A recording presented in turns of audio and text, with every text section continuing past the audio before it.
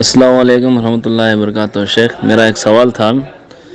حج اور عمرہ کے جاتی حاجیاں، ان کے لیے دعوت بولنا، کپڑا اور کپڑا پہنانا اور ان کو دعوت بولنا، گھر کو ملنا جلنا، وہ سب جائز ہے کیا ملسم؟ اور یہ آپ صلی اللہ علیہ وسلم کے زمانے میں تھا کیا ملسم؟ اس کا تھوڑا وضاحت کیجیے۔ السلام علیکم۔ وعلیکم السلام ورحمۃ اللہ وبرکاتہ۔ حج پہ جانا یا عمرہ پہ جانا واقعی بہت بڑی عبادت ہے۔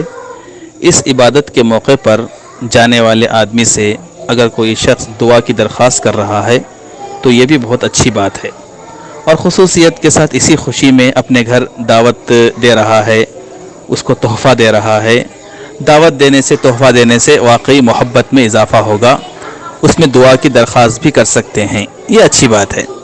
لیکن ایسا کوئی ثبوت کہ نبی صلی اللہ علیہ وسلم جب حج پہ گئے تو لوگوں نے دعوت دیا، ابوبکر رضی اللہ عنہ گئے تو لوگوں نے دعوت دیا، ایسا کوئی ثبوت جو ہے حدیث میں نہیں ہے۔ اب جب ثبوت نہیں ہے تو منع بھی نہیں حدیث میں ایسا نہیں کہا گیا ہے کہ عمرہ جانے والوں کو کھانا مت کھلاؤ، ان کو تحفے مت دو، ان کو کپڑے مت پہناؤ، ان کے اپنے گھروں کو مت بلاؤ، ان سے دعاؤں کی درخواست مت کرو، ایسا بھی حدیث میں نہیں کہا گیا ہے۔ اس لیے اگر کوئی شخص برکت والی جگہ جا رہا ہے، مبارک جگہ جا رہا ہے اور دعا قبول ہونے کی جگہوں میں جا رہا ہے، اس کو اپنے گھر میں بلا کر دعوت دینا اور دعا کی درخواست کرنا، اور پھر جو ہے اسے کھلانا، اسے تحفے دینا اور اس طرح کے کام کرنا، اس میں میرے خیال سے کوئی حرج نہیں ہے، یہ جائز ہے، ایسا کر سکتے ہیں، کیونکہ منع کی کوئی دلیل قرآن و حدیث میں نہیں آئی ہے۔ اللہ زیادہ جاننے والا ہے۔ السلام علیکم ورحمۃ اللہ وبرکاتہ۔ امیر صاحب، میرا ایک سوال ہے، غیر قوم کی شادیاں اٹینڈ کر سکتے ہیں کیا؟ وعلیکم السلام ورحمۃ اللہ وبرکاتہ۔ غیر مسلموں کے شادیوں میں جانا اور ان کے شادیوں میں حاضر ہونا اور اس طرح کے تمام کام میں شریک ہونا، اگر اس میں کفر، شرک وغیرہ نہ ہو، بس ساتھ دینے کے واسطے اور دل جوئی کے واسطے، دل ملانے کے واسطے اور تالیف قلب جس کو ہم بولتے ہیں، ان کا دل رکھنے کے واسطے، محبت باقی رکھنے کے واسطے، دوستی باقی رکھنے کے واسطے، ان ساری چیزوں کو مد نظر رکھتے ہوئے غیر مسلموں کی شادیوں میں جانا جائز ہے، اور کھانا بھی جائز ہے جب غیر اللہ کے نام پر ذبح نہ کیا گیا ہو، یا ایسی جگہ شادی نہ کی گئی ہو جہاں غیر اللہ کے نام پر ذبح کیا جاتا ہے یا غیر اللہ کے نام پر دیا جاتا ہے، ایسی جگہ شرکت نہ کی جائے۔ بس ویسے ہی عام پبلک کے واسطے کھانے کا انتظام کیا گیا ہے، تو ایسی صورت میں اس کھانے میں شریک ہو کر کھانے میں بھی کوئی حرج نہیں ہوگا۔ واللہ اعلم۔ وعلیکم السلام ورحمۃ اللہ وبرکاتہ۔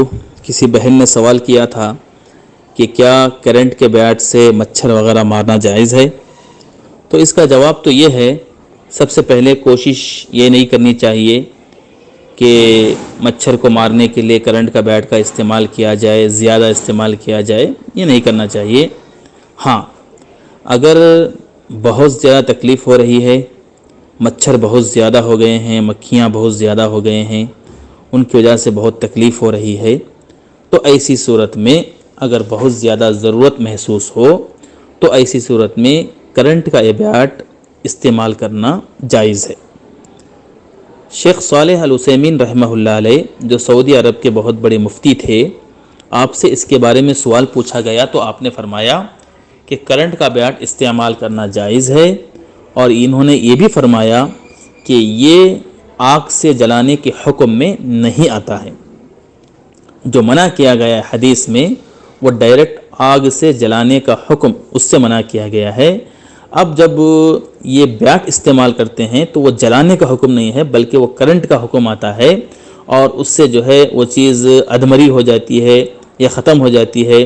تکلیف کو اپنے آپ سے دور کرنے کے لیے اور مصیبت کو ہٹانے کے لیے مجبوری کی حالت میں اس طرح کی چیز کا استعمال کرنا جائز ہے، اس میں کوئی حرج نہیں ہوگا۔ واللہ تعالی عالم۔